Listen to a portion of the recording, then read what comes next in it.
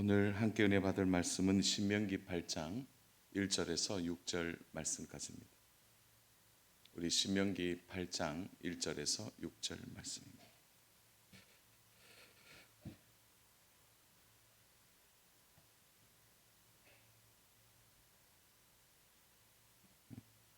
우리 1절에서 6절 말씀인데요. 우리 교독하도록 하겠습니다. 제가 1절을 읽고 우리 성도님들이 2절을 읽고 그리고 우리 6절은 같이 보도록 하겠습니다. 내가 오늘 명하는 이 모든 명령을 너희는 지켜 행하라. 그리하면 너희가 살고 번성하고 여호와께서 너희의 조상들에게 맹세하신 땅에 들어가서 그것을 차지하리라.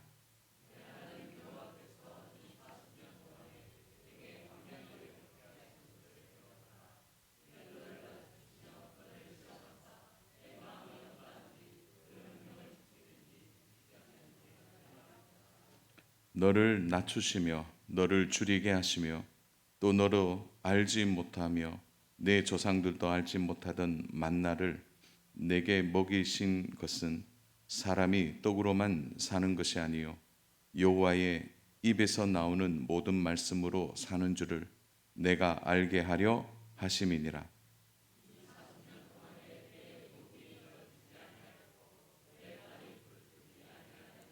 너는 사람이 그 아들을 징계함 같이 내 하나님 여호와께서 너를 징계하시는 줄 마음에 생각하고 내 하나님 여호와의 명령을 지켜 그의 길을 따라가며 그를 경외할지니라. 아멘. 오늘 이제 말씀 함께 나누면서 오늘도 주님 주시는 말씀 앞에 큰 은혜를 함께 누리면 좋겠습니다. 사람이 가지는 습관과 태도를 갑자기 고치거나 바꾸는 일은 참으로 어려운 일입니다.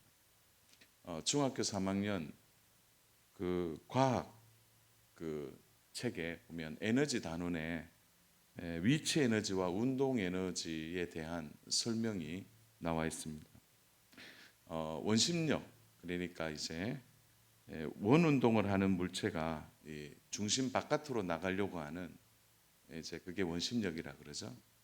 그런데 이 원심력의 이 물체가 무거울수록 이제 밖으로 나가려고 하는 관성이 더 크다는 거죠.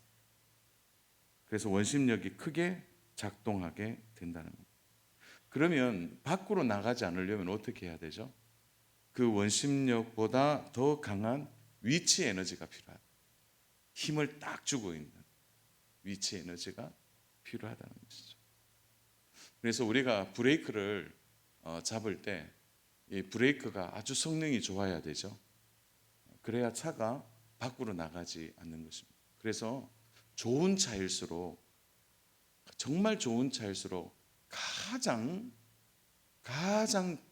최고의 기술이 담겨 있는 게 브레이크입니다. 브레이크. 그래서 브레이크를 보면 좋은 차인지 아닌지가 이제 드러나게 되는 것입니다. 이스라엘 백성들에게 오랜 노예 생활은 그들의 인생의 노예라는 이 원심력이 얼마나 강하고 크고 깊었는지 모릅니다. 다르게 말하면 하나님의 백성임에도 불구하고 그들의 삶의 방식은 노예였죠. 노예. 왜냐하면 아버지도 노예였고 할아버지도 노예였고 그 할아버지도 노예였고 그 할아버지도 노예였기 때문에 태어나면서부터 이제 노예의 삶의 태도를 가지고 살아가는 것이죠. 이러한 노예가 하나님의 백성이 된다. 그 삶의 방식과 태도를 바꾸는 일은 작은 일이 아니죠. 원의 물체가 밖으로 나가려고 하는 큰 그 원심력, 그 무게 이상으로 이스라엘 백성들이 다듬어져야 되고 새롭게 되기에는 많은 힘이 필요하다는 것이죠. 솔직히 우리가 신앙생활의 길에 들어와서 우리가 믿음 생활을 할 때에도 마찬가지죠. 믿음 생활이라는 너무너무 중요하고 이 신앙생활을 잘해야 되는데 우리 안에도 끊임없이 죄의 관성이 작동하고 있는 거죠. 자꾸 밖으로 나가려고 하는 거예요. 그래서 더 깊은 신앙이 필요한 것입니다. 더 더 깊은 믿음의 태도가 매우 중요하다는 거죠. 그래서 오늘 우리에게 찾아오는 시험과 고난의 대부분은 무엇입니까? 바로 이 죄의 관성을 믿음이라는 위치 에너지, 은혜라는 위치 에너지로 더 큰 힘을 가해서 우리의 삶에 신앙이 성장하고 성숙할 수 있도록 하나님이 우리에게 허락하시는, 오늘 본문은 이제 광야라고 표현되고 있죠. 이 광야가 우리에게 주어지는 것입니다. 하나님은 이스라엘 백성들이 바로 가나안 땅으로 들어가는 순간, 그 일주에서 한 14일 정도만 하면 충분히 들어가는 곳입니다. 바짝 열심히 달려가면 들어갈 수 있는 가나안 땅으로 바로 들어가지 않게 하셨습니다. 왜냐하면 즉시 들어가는 순간 어떤 일이 됩니까? 그들이 전혀 준비되어 있지 않았기 때문입니다. 정말 아주 소수만 준비되었다, 이렇게 말하기도 무색할 정도로 이스라엘 백성은 전혀 하나님과의 관계 속에서 그들은 하나님의 백성으로 준비되지 않았다는 거죠. 하나님의 은혜가 너무 빨리 이스라엘에게 임한 것은 아닌가 하는 생각이 들기도 합니다. 그래서 하나님이 바로 가나안 땅으로 이들을 인도하려고 한 것이 하나님이 너무 서두르신 것은 아닐까, 그런 마음도 가져봅니다. 그런데 사랑하는 여러분, 한번 볼까요? 출애굽기 2장 23절부터 25절까지인데요. 이 본문은 짧기 때문에 같이 읽습니다. 23절 시작. 여러 해 후에 애굽 왕은 죽었고 이스라엘 자손은 고된 노동으로 말미암아 탄식하며 부르짖으니 이 고된 노동으로 말미암아 부르짖는 소리가 하나님께 상달된지라.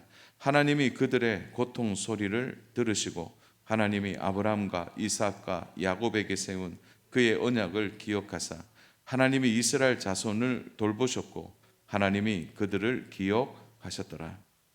하나님께 이스라엘 백성이 자신들의 고통을 부르짖습니다. 자기들의 고통을 호소하죠. 그래서 여기에 보면 그들의 고통 소리를 하나님이 들으셨다라는 단어가 나오는데요. 거기 보면 24절에 보면 고통 소리를 들으시고, 이 들으시고라는 단어가 와이 세마, 여러분 쉐마 하는 말 잘 아시죠? 들어라. 그 쉐마 앞에 와이 쉐마라는 말이 들어갑니다. 와이라는 말은 뭐냐? 이건 뭐냐? 들으시는데 대안을 갖고 들으신다는 거죠, 하나님. 그러니까 이스라엘 백성이 너무 고통스러우니까, 죽을 것 같으니까 하나님이 그들의 소리를 들으시면서 하나님이 동시에 대안을 세우신다는 거예요. 그 대안이 광야입니다. 광야. 하나님이 들으시고 바로 이스라엘을 프리패스, 바로 가나안 땅으로 들어갔다면 아마 난리 났을 거예요, 이스라엘 백성. 왜 그렇습니까? 이미 가나안의 세속의 문화가, 세속의 가치관이, 그야말로 세상이 누릴 수 있는 그 풍요가 그들 앞에 주어졌을 때 그들이 신앙의 체계를 잡는다든지 하나님에 대해서 배운다든지 하나님을 알기보다는 세상을 먼저 배우고 알아가는 것이 그들이었을 겁니다. 그래서 하나님이 와이세마, 대안을 갖고 들으신 거예요. 그래서 하나님은 성급한 분이 아니세요. 다 들으시고 해결책을 주시지만 그 대안을 세우신다는 거죠. 그러니까 해결의 어떤 대안을 가지고 들으시는 하나님이시라는 거예요. 그래서 하나님의 은혜가 이스라엘 백성들에게 임하고, 그리고 그들에게 주신 은혜가 무엇입니까? 광야를 통과하도록 해 주신 것입니다. 그래서 이스라엘 백성들이 반드시 준비해야 될 과정이 필요한 것입니다. 그래서 하나님은 이스라엘 백성들에게 광야를 주셨다, 주셨다는 표현보다 허락하셨다라는 표현이 좀 더 마음에 와닿죠. 하나님이 허락해 주신 것입니다. 하나님이 우리의 기도를 들으실 때가 있습니다. 그때 하나님 우리의 기도 들으시면서 하나님은 대안을 갖고 계세요. 그 대안이 어떤 거냐? 때로는 우리가 그러죠. 하나님 이거 꼭 응답됐으면 좋겠습니다. 그런데 하나님이 응답을 주시면서 동시에 대안을 주시는데 그 대안이 우리에게도 광야일 수 있다는 거죠. 우리는 싫어하지만 하나님께 분명히 이 문제 해결해 달라고 하는데 그 광야가 또 다른 어떤 사람일 수도 있어요. 환경일 수도 있고 어떤 의미에서는 더 나쁜 상황이 될 수도 있습니다. 그럴 때 우리 어떻게 반응하시겠습니까? 이스라엘 백성들이 40년 광야 생활을 자기들이 할 것이라고 생각했을까요? 아마 그들의 머릿속에는 계산하지 않았을 겁니다. 그러나 하나님의 계산은 그들이 훈련되어야 돼요. 우리가 신앙이 다 한 번에 뭐 속성 과정으로 금방 신앙이 자라면 얼마나 좋겠습니까? 저도 목회 현장에서 보면 빨리 자라야 되는데 신앙이 너무 이렇게 안 자라는 그런 모습을 보면 이제 속상한 거죠. 왜 안 자랄까? 빨리빨리 자라야 되는데 이게 잘 안 될 때가 훨씬 더 많다는 거예요. 오늘 좀 여기에 우리의 눈이 열려 있어야 합니다. 하나님이 들으시는데 와이셰마, 대안을 갖고 들으시는데 그 대안이 광야라면 나는 어떻게 할 것인가? 그런데 하나님 우리에게 광야를 주실 때 우리의 믿음이 먼저 반응해야 돼요. 그것은 1절입니다. 우리 1절 같이 볼까요? 같이 읽습니다. 시작. 내가 오늘 명하는 모든 명령을 너희는 지켜 행하라. 그리하면 너희가 살고 번성하고 여호와께서 너희의 조상들에게 맹세하신 땅에 들어가서 그것을 차지하리라. 하나님이 이제 광야라는 대안을 주시면서 동시에 하나님은 이미 약속해 주셨죠. 무엇입니까? 너희는 들어가게 될 것이다.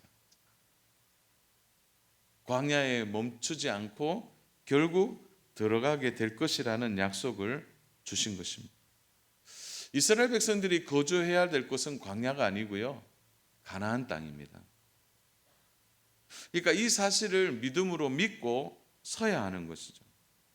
그러므로 이스라엘 백성들이 마음에 두어야 할 것은 이 광야는 지나가는 곳이다 라는 것을 기억하고 그 약속을 붙들어야 되는 거죠. 이스라엘 백성의 불신앙에 조금 이따가 한 번 더 설명하겠지만 이스라엘 백성의 불신앙의 원인 중에 하나가 뭡니까? 그들이 광야를 자신들이 생활하고 그곳이 광야가 자신들이 거주하는 곳으로 생각한 거예요. 그러니까 계속 원망하고 불평하는 거예요. 이거 지나가는 거야. 잠시 조금 어려워.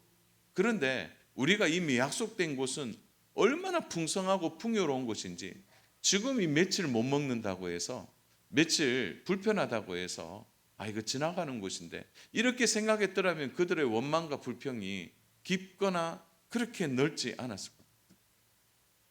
근데 그들은 광야를 바라보면서 하나님의 약속을 생각하지 못한 것입니다.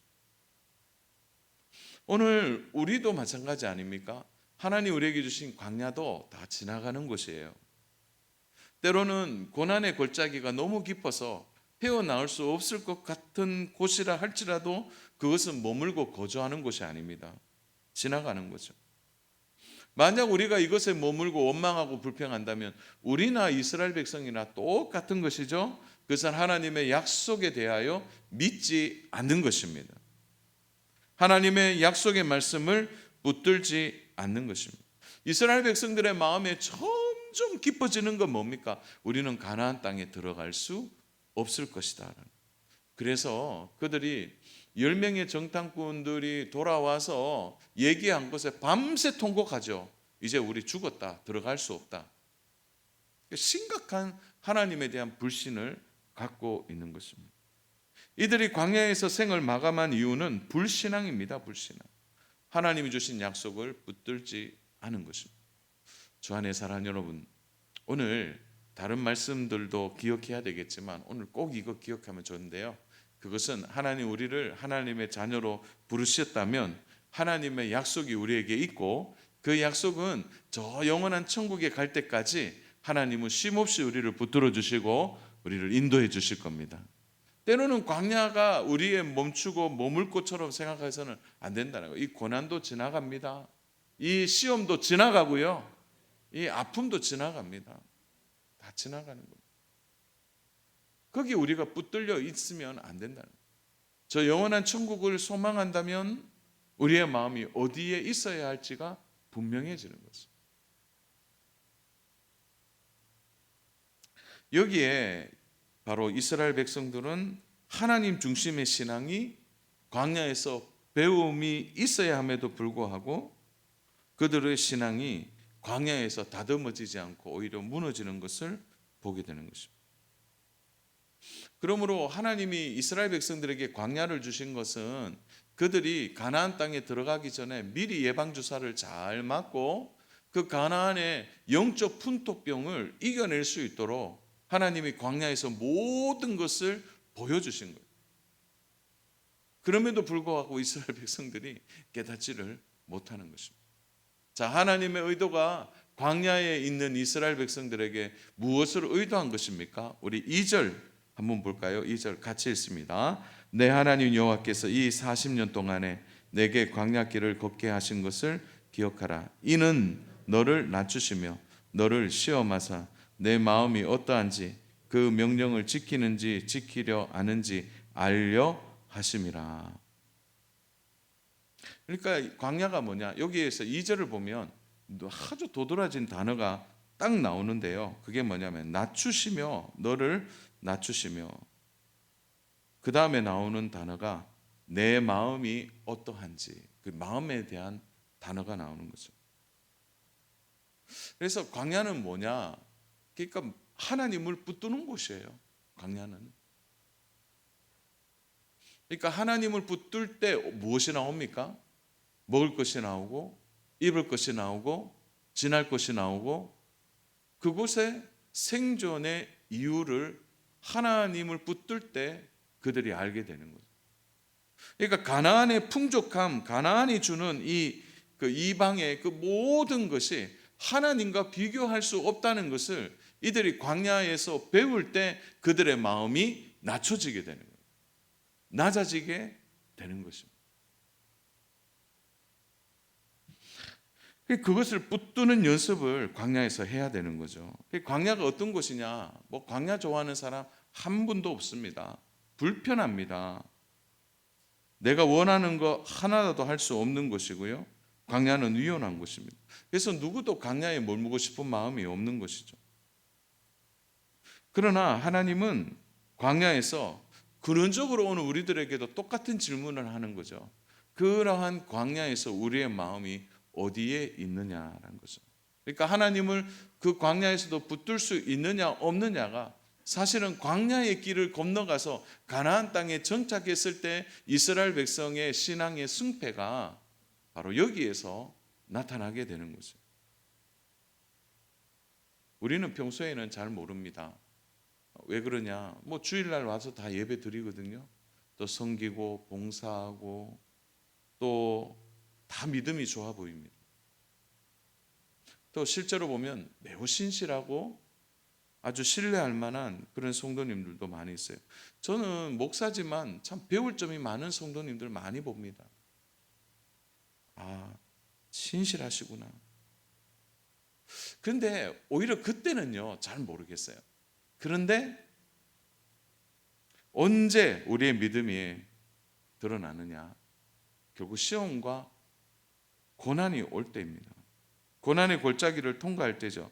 그러니까 광야 같은 환경을 만나야 나의 영적 실력이 그대로 드러나게 되는 거죠. 그러니까 나의 영적인 상태가 나타나게 되는 것입니다. 사랑하는 여러분, 하나님이 우리에게 주시는 시험은 참 우리 시험 당하는 거 싫잖아요.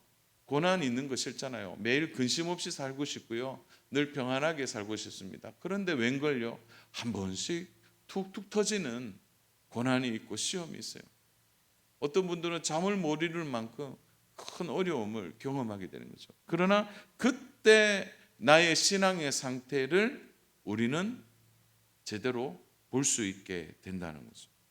저도 오늘 이런 말씀들을 쭉 이제 정리하면서 2절, 3절에 반복되는 하나님의 말씀을 좀 묵상하게 됐는데요. 2절 보세요. 이는 너를 낮추시며 라는 단어가 나오고 3절에도 똑같이 또 반복이 돼요. 너를 낮추시며. 그러니까 낮추시다라는 단어가 두 번이나 반복되어 나오는 것입니다. 그것도 첫 구절에서 하나님이 광야에 너희들을 보낸 이유, 광야를 통과하게 된 이유는 뭐냐? 낮추신다는 거죠. 낮추신다. 사랑 여러분, 낮아져야 하나님을 만날 수 있거든요. 교만이 무서운 이유가 뭡니까? 자신이 드러나는 겁니다. 제가 이제 말씀 묵상하다가 하나님이 주시는 깨달음 중에 하나가 이거였어요. 이스라엘 백성들이 정말 교만했구나. 그들이 노예로 있다가 갑자기 어떤 일이 벌어집니까? 10가지의 재앙이 그냥 툭 터져버려요. 그야말로 애굽이 초토화되죠. 당시에 애굽이 모든 세계의 중심 아니었습니까? 그런데 10가지 재앙은 애굽 사람들의 그야말로 자존감을 무너뜨릴 뿐만 아니라 그들의 신앙의 체계를 완전히 무너뜨린 거예요. 그들이 농사를 위해 개구리 신을 믿었거든요. 또 강물에 생명이 있는데 강이 뭘로 변했습니까? 피로 변하잖아요. 그러니까 이 모든 10가지의 이 세계관이 조목조목 깨지는 거죠. 어디 앞에? 하나님 앞에. 더군다나 홍해를 건넌 사건은 놀라운 일입니다. 어느 민족, 어느 백성도 하지 못한 일이죠. 여기에 이스라엘 백성들의 마음이 높아져 있는 거예요. 왜 그런 거 아닙니까? 같은 기적의 현장에 있다 보니까 나도 기적을 일으킬 수 있는 사람처럼 느껴지는 거예요. 그런데 하나님 말씀하세요. 가나안 땅은 낮아져야 들어간다는 거예요. 낮아져. 왜 그렇습니까? 마음이 낮아져 있지 않으면 가나안 땅은 가장 위기를 만날 땅이기 때문입니다. 교만이 신앙생활의 치명적인 이유는 뭐냐? 자신이 중심이 되기 때문입니다. 사랑하는 여러분, 오늘 잘 들으셔야 되는데요. 교만이 무서운 이유는 자중심이에요. 자기 중심성으로 신앙생활을 하는 거는요, 절대 믿음이 자라지 않습니다.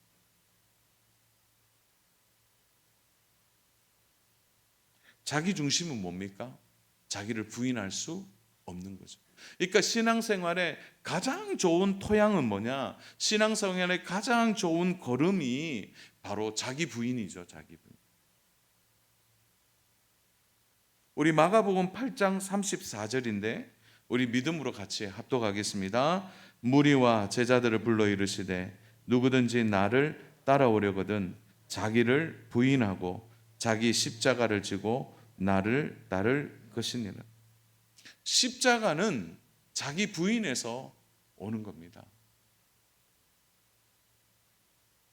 교만은요, 십자가가 보이잖아요. 십자가의 도의 핵심은 뭡니까? 내가 없어지는 거죠. 오늘날 교회 안에 왜 갈등이 생기고 교회의 성도들 사이에 시험을 들고 또 성도들 사이에 아픔이 있나요? 다 자기가 살아있기 때문에. 자기를 부인하지 않는 거죠. 이것 때문에 교회 공동체 안에 어려움이 있는 거죠. 내가 없어지는데요.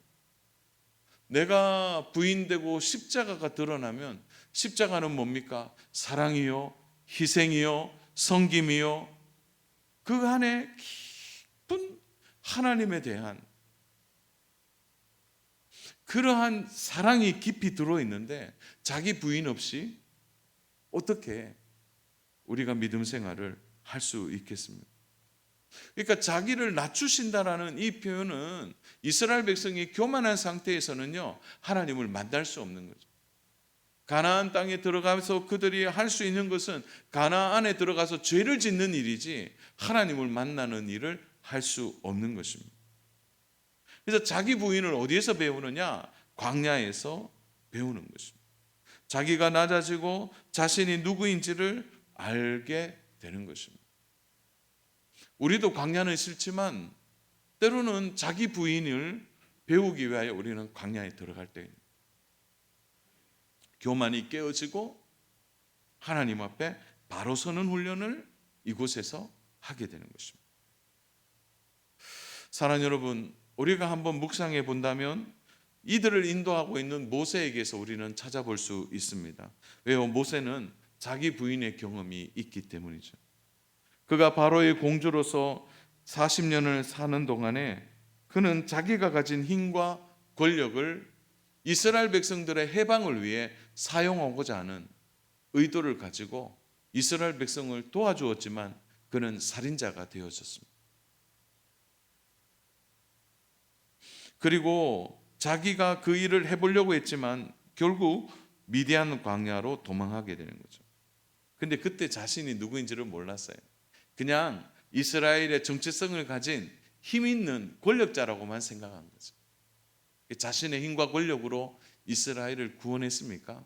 안 된다는 거죠. 우리 출애굽기 3장 1절 말씀 같이 보겠습니다. 모세가 그의 장인 미디안 제사장 이드로의 양떼를 치더니 그 떼를 광야 서쪽으로 인도하여 하나님의 산 호렙에 이르매. 모세는 어디에서 하나님을 만납니까? 오늘 본문에서 보니까 광야 서쪽에서 하나님을 만나요. 호렙산에서. 모세가 낮아지고 준비된 곳은 아이러니하게도 바로의 공주 앞이 아니었어요. 40년이 동안 그는 광야에서 자기 부인의 자기가 하나님 앞에 낮아짐을 배우게 된 것입니다. 이 40년 동안 모세는 자기 힘으로 할 수 없음을 깨닫게 되고 자기의 교만을 그 광야에 완전히 묻어버린 것입니다. 교만이 깨어지자 모세에게 살아난 게 뭡니까? 온유함이에요. 온유함. 그래서 모세가 세상의 어떤 사람들보다 그 주변에 모세보다 온유한 자가 없다고 말하잖아요. 교만이 깨어졌기 때문에 가능한 거죠. 사랑하는 여러분, 내가 오늘 광야에 있다면 어떤 이유이든지 간에 지금 자기 부인을 배우고 있는 것입니다.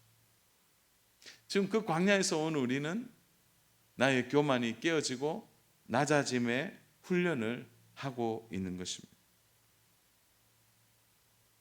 그러므로 사랑하는 여러분, 우리는 지금 광야에서 준비되고 있음을 잊어서는 안 됩니다. 우리도 광야 없이 가나안 땅에 입성해 봤다고 생각해 보세요. 자, 고쳐서 얘기할게요. 하나님이 우리에게 기도한 대로 복을 다 주셨다. 광야 없이. 우리 그 복을요 받아서 나는 잘 관리할 것 같고 나는 이 모든 것을 잘 행할 것 같지만 아닙니다. 아니에요. 딱 보는 순간 우리는 무너질 가능성이 훨씬 더 많이 있습니다. 저는 남들처럼 그렇지 않습니다. 그럴까요? 아닙니다. 그래서 하나님이 오늘 우리에게 광야를 주신 거예요. 어떤 분은 40년, 어떤 분은 50년, 어떤 분은 10년, 어떤 분은 20년 이런 광야를 통하여 하나님은 오늘 우리의 영성을 키워 가시는 것입니다. 또한 하나님 우리에게 우리가 낮아지고 교만해지지 않고 자기 부인을 위하여 광야를 주시기도 하지만 때로는 우리 스스로 택하는 광야도 있을 수 있습니다. 그게 뭘까요? 신앙 때문에 신앙을 지키기 위해 당하는 세상의 바로 부작용들이다 이렇게 말할 수 있죠. 주의를 지키기 위해 직장 생활을 더 고되게 해야 되고 또 신앙을 지키기 위해서 바로 상사들에게 바로 잘못된 이해를 줄 수 있기도 하는 것입니다. 그런 일들이 오늘 우리가 져야 될 광야인 거죠. 스스로 그 광야로 들어갈 때가 있다는 거죠. 어떤 분들은 그래요. 내가 주의를 지키기 위해서 주일날 직장 생활을 내려놓는 거죠. 근데 이게 작은 일이 아니더라고요. 그 집사님 얘기를 들어보면 그 일이 작은 일이 아니에요. 오히려 그 일 때문에 자기의 수입이 훨씬 더 많이 줄어들고 그 일로 인하여 직장 동료들에게 괜한 소리를 매일매일 들어야 함에도 불구하고 그 신앙 때문에 들어가는 광야가 있다는 거예요. 어떤 장로님은 그래요. 제가 직장 생활하면서 상사가 따로 주는 것을 그럼 먹지를 않는 거죠. 내가 그리스도인이라는 거예요. 그리스도인. 그래서 음료를 마신다는 거죠. 그 순간 그 얼마나 그 깊은 분위기가 느껴질까요? 따가운 분위기가 느껴지는 거죠. 그때 이제 광야로 들어가는 거죠. 광야.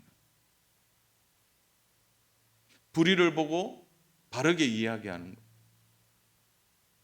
이런 일 하나하나가 우리가 이제 광야로 들어가는 일입니다. 사랑하는 여러분, 뜨거운 모래바람이 부는 광야, 무너질 만큼 힘든 광야. 그런데 하나님은 그 광야에서 우리를 어떻게 하실까요? 결코 하나님이 우리를 내버려 두시지 않는다는 거죠. 신앙의 싸움을 하고 또 광야에서 자신이 낮아지고 마음을 고치고 준비할 때 하나님이 해주시는 복이 무엇입니까? 그 4절입니다. 오늘 이 말씀 꼭 붙드십시오. 4절 우리 같이 읽겠습니다. 이 40년 동안에 내 의복이 헤어지지 아니하겠고 내 발이 부르트지 아니하였느니라. 하나님은 광야에서 이제 의복이 헤어지지 않는다. 이건 단순한 이제 옷을 얘기하는 게 아니라 하나님의 보호의 상징적인 의미가 의복입니다. 의복. 그래서 단순한 어떤 옷의 기능을 얘기하는 게 아니라 생존과 관련된 단어를 이제 의복이라는 단어로 사용하고 있는 거죠. 또 하나, 내 발이 부르트지 않도록. 좀 되게 독특한 표현 아니에요? 발이라는 단어가 나옵니다. 발. 이 발이라는 단어가 라클레카라는 단어인데 이 단어가요 여성 단수 명사입니다. 발이라는 단어가 여성 단수 명사예요. 자, 이 표현은 발 중에요 가장 약한 발이 여성의 발이에요. 그러니까 광야에서 그 아주 건강한 발, 뭐 남성의 근육적인 발, 그 발이 아니라 가장 약한 이제 여성의 발이 어떻게 되냐? 40년 동안 부르트지 않았다. 이 부르트지 않다는 단어를 원문에 보니까 부풀지 않았다 이렇게 표현하더라고요.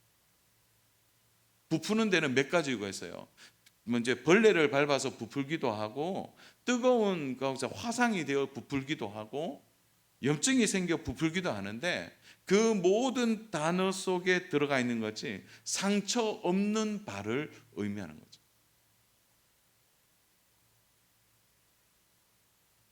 가장 견디기 힘든 여성의 발을 하나님은 광야에서 보호해 주신다. 제가 말씀 준비하는 이 부분에 있어서 마음이 울컥했습니다. 하나님이 진짜 도와주시는 거예요. 진짜 도와주시는 거예요. 사랑하는 여러분, 하나님은 그냥 우리를 광야에 밀어넣어놓고 발장 끼시면서 잘하나 못하나 보시는 분이 아니에요. 오늘 우리를 광야에 때로는 우리가 낮아져야 되고 교만해지지 않고 자기 부인을 위하여 하나님 우리를 넣으시어서 자라게 하시는 것도 있지만 동시에 우리 스스로 신앙 때문에 신앙을 지키기 위해 광야로 들어갈 때 하나님 우리를 가만히 두지 아니하신다. 이 사실 믿기를 축복합니다. 도와주신다는 것. 그러므로 사랑하는 여러분, 하나님의 가장 신실한 약속이 광야 안에 이루어집니다. 그래서 우리는요 어깨를 펴고 가슴을 펴서 하나님 말씀을 들어야 합니다. 그 광야는 우리가 죽을 곳이 아니라. 그러므로 주 안에 사랑하는 여러분, 우리가 광야의 훈련을 받고 있습니까? 그럼 힘을 빼십시오. 광야는 힘을 빼는 곳입니다. 우리의 부족함 그대로 볼 수 있는 이 광야에서 우리가 입고 있는 옷, 또 우리의 연약한 발을 그대로 노출해서 그럼에도 불구하고 우리가 부족하다는 것을 하나님께 고백하고 우리의 연약한 죄의 원심력을 가지고 끊임없이 살아가는 우리를 향하여 하나님이 광야 속에서 우리에게 훈련을 요구하실 때 기꺼이 순종하고 그 훈련의 길에 넘어갈 때 우리가 자라게 되고 성장하게 되고 하나님의 약속을 이룰 수 있을 만한 믿음이 우리에게 나타나게 되는 것입니다. 그래서 광야에 있습니까? 연습하셔야 됩니다. 그러나 광야는 목적지가 아니에요. 통과하는 것이에요. 그러므로 사랑하는 여러분, 저를 따라서 한번 결론을 얘기할까요? 광야는 믿음으로 통과하는 곳이다. 그렇게 통과해야 하나님의 약속을 이루는 가나안 땅에 들어가게 될 것입니다. 이 광야라는 말이 미드바르라는 뜻이에요. 그런데 이 미드바르라는 광야의 뜻이 어디서 나왔느냐? 다바르라는 말씀에서 파생된 단어입니다. 광야는 어디냐? 하나님의 말씀을 듣는 곳입니다.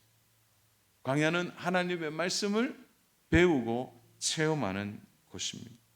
우리가 그곳에서 하나님의 말씀을 듣고 우리의 믿음을 점검하셔야 돼요.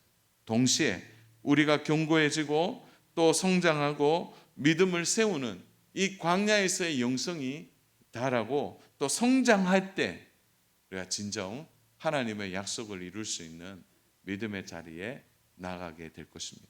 이 가운데 광야로 지금 이제 막 들어간 분이 계시고 지금 광야 속에 훈련받고 있는 분이 계시고 이제 광야가 끝이 나는 분들이 계실 겁니다. 그러나 우리 모두가 먼저냐 후냐 중간이냐 상관없이 그 광야에서 우리를 돌보시고 지켜주시는 복되신 하나님의 은혜와 약속과 돌보심이 있다는 거 믿고 광야에 힘을 빼시고 속히 우리가 이 광야의 끝을 지나서 하나님 주신 약속의 땅에 들어가서 하나님의 뜻을 이루고 믿음의 열매를 맺어내는 저와 우리 귀한 성도님이 되시기를 주님의 이름으로 축복합니다.